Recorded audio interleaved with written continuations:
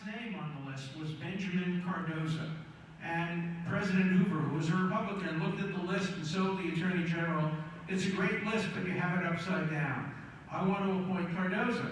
And the Attorney General says, well, you can't. He is a liberal Democrat. You're a conservative Republican. He is Jewish. We already have a Jew, Brandeis, on the Supreme Court. And the president said, I don't care. He's the most qualified person in America to serve on that court to replace Oliver Wendell Holmes. And he appointed him. And he became a centrist, non-ideological, objective, neutral. I want to go back to those days where the Supreme Court is not seen as Republican justices versus Democratic justices. I want every justice to be an American justice. Yep. You also mentioned that you might favor term limits for Supreme Court. Yeah. Do you feel the same way about congressmen and senators? I do. I think term limits in general are very, very useful ways of creating kind of intellectual diversity in office. Also, nobody should serve in any office for 30, 40 years. It's just too much. You could be the president of a university for 30 or 40 years, or a minister, but when it comes to government, nobody should serve that long. And particularly what we see now is presidents appointing younger and younger people in order to maintain their influence for as long as possible. And I don't think that should be the case. I think if we could do it without amending the Constitution, I would favor 15-year terms for the Supreme Court, or staggered terms so that every president gets to make at least one appointment to the Supreme Court. It's an interesting story.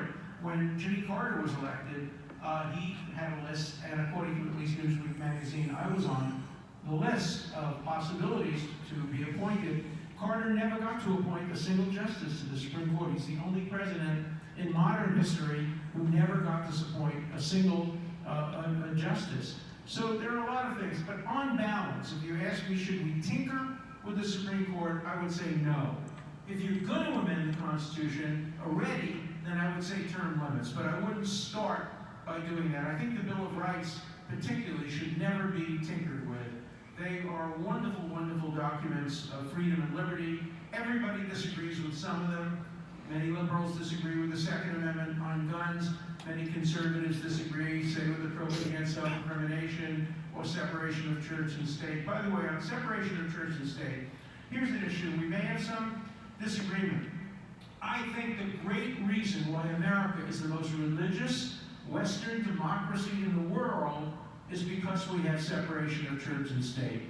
If you don't have separation, then you blame the church on the government's failings, you blame the government on the church's failings. I think countries that have separation of church and state, religion thrives far more. We are the most religious country in the world. And if I have one criticism of Israel today, it's that there is not enough separation, that the chief rabbinate of Israel has too much influence on personal matters like divorce and custody of children. So I think we are blessed. We are blessed with separation. It's good for America. It's good for religion. Remember, the term separation of church and state comes from a religious minister, Roger Williams, who talked about not having the garden, meaning the church, influenced by the weeds and the forests of government. Keep the government out of the life of churches. You are all, many of you are evangelicals. That means you have a job to do. You have to persuade people to be Christians. And if you persuade them, you've prevailed. You don't need the help of the government. You don't need the help of the law. You have religion on your side. Go out and persuade. You know, it's interesting. Sometimes I hear criticisms from my friends who are Jewish who say, why are you so close to evangelical Christians? Don't you know they're trying to convert you? I say, make my day. Go ahead. Try. If you prevail, okay. As long as I have the freedom to maintain my religion, as long as the government isn't compelling me to do it, I have no objection to you trying to enter the marketplace of religion and trying to convert people to your way of life. As long as I'm free to make my own decision, I have absolutely no problem.